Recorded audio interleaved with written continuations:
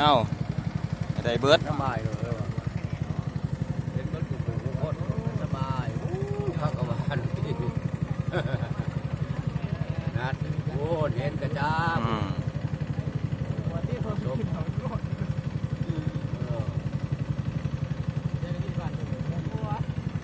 เปลี่ยนได้กับเราว้ายเขาจะปวกได้เห็นได้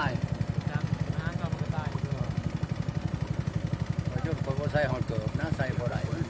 เจ้าบ่ดีบ่ยางหนาต้องหนักสัตว์มันจะง่ามหนาโอ้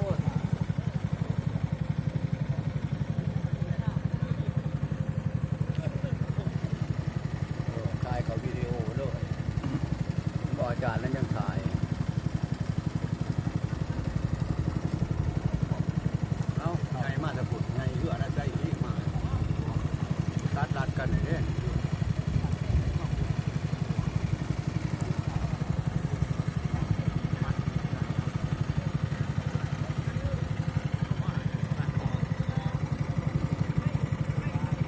สวยงามเลยแจ๊ครับเลย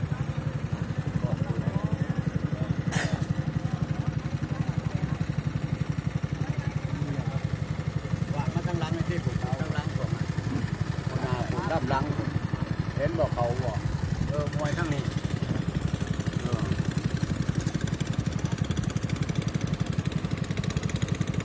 ตายเรื่องที่ต้นมันเป็นแบบ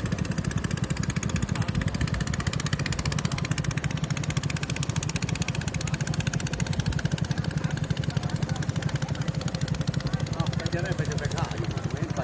ที่เราต้องจับหมอนเนี่ยทิศบ่ไรเนี่ยผู้ร้องผู้ทิศบ่ไรเนี่ยผมมีไปพ่ายเด้อบาดนี้กันหวยจะเจ้าแห้งได้ไร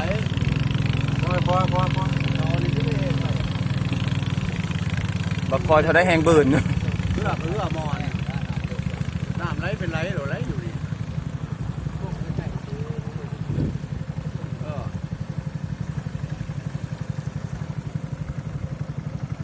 มีหอมไปแล้วไหล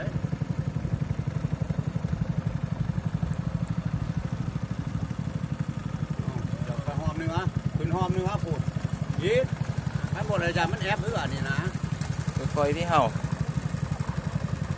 น้ำไหลแค่เลยน้ำหอมแรงสัตว์จะถูกยีดูไอ้ที่ออกมาข้อนสัตว์ไปทางนี้กูเห็นเบื่อ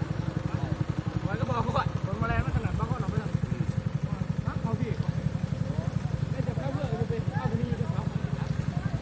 โอ้ยน้ำแน่แมวตอนนี้แน่แมวชิมมายัง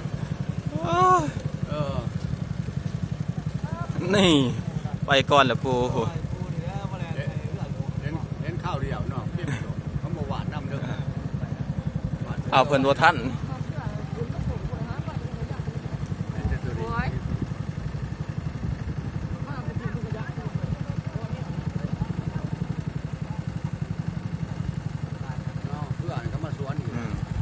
น้ำท่วมทางเนาะออกแต่บ้านพุ่นนะเอากระผากไปนะ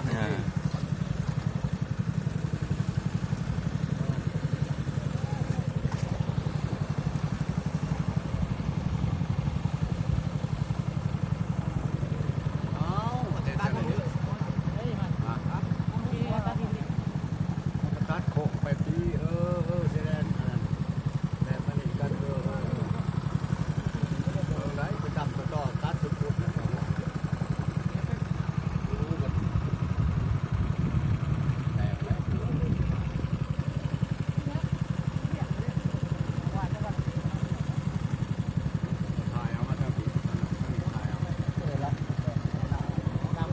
ลำเบิดแม่หัวปีพระกระจมได้ลงที่หนักที่ไหนหนักได้สิ